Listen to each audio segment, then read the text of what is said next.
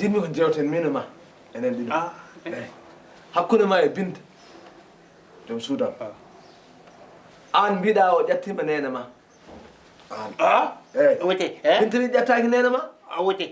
wote eyi joni min jinmi ko hakkude ma e Binta sihidagal jam ɗo e galle onon ɗiɗo an e Binta e min jam ni eyi saabu an ka sehilam min e ma gila cukalel ha mawnide min e ma wona ha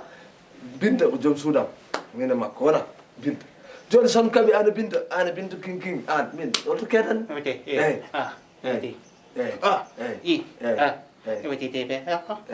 o wi o ƴattaki nene ma e wasses wote eyi woto won mbimi somi heedanima hannde mi woppi Binta ko joom suudam wote Binta an mi heeda banggue ma min e ma aɗa haaɓa e Binta aduna foof yimɓe fof mbiyat Amadou waɗi ko wona lawol somi heedani Binta min mi yeehi banggue Binta mi accima an goto min kaɓema wiyata komi woppi sehilam wona son mbaɗi ni noon an e Binta min dañat probléme min wote dañat probléme eyi eyyi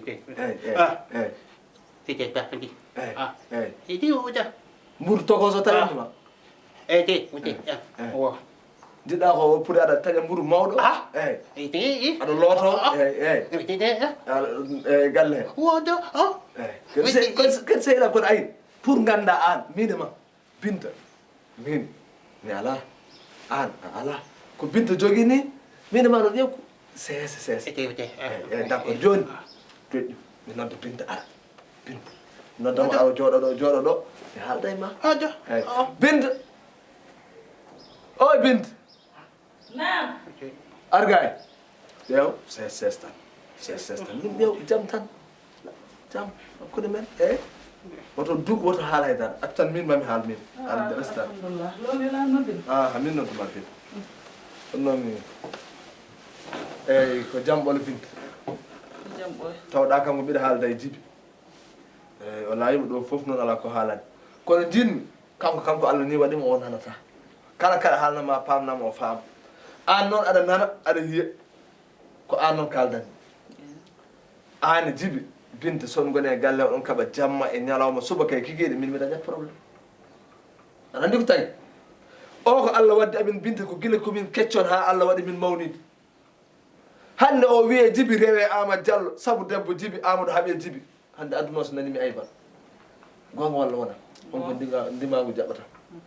kadi sehilagal renete anne ko Allah waɗi ka joom suudam ko an joguimi caggal hande o ko an joguimi an yewtata caggalam somi haaɓe mi walli Djiby mi accima an wiyete ko sehil makko de tagui mo woppude joom suudu makko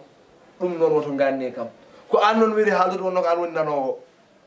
jinmi ko gartira hakkille ma o ala ko bonnantuma ko fotino ɗabbel zarra kala ko muñoɗa muñana o mi haaldima ala ko keddata moom o wi ko mburiyel tokosel taƴantama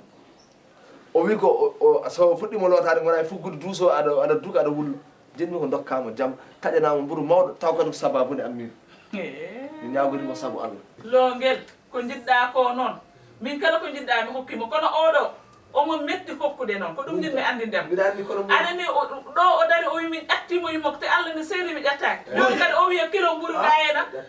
kiloji ɗiɗi maaro min ɗum mbaɗa wawa min wawanamo ɗum wote ite min ƴattaki yumma wona gonga mi ƴattaki yumma eyyi o wi kanko min meeɗa ƴattade yumma ay kamo wodo min wi noon wodo an min wima wonay woti holɗo min haja wala hen yimɓe aɗa fiyamo la ilaha illallah a kay jotogal Djiby noon joni keɓa jikkam aɗa fiya joom soɗaɓe nder gallam Djiby aɗa fiya joom soɗaɓe nder gallam Djiby aɗa fiyama aɗa fiya joom soɗam Djiby aɗa fiyama aɗa fiya joom soɗam Djiby aɗa fiya joom soɗam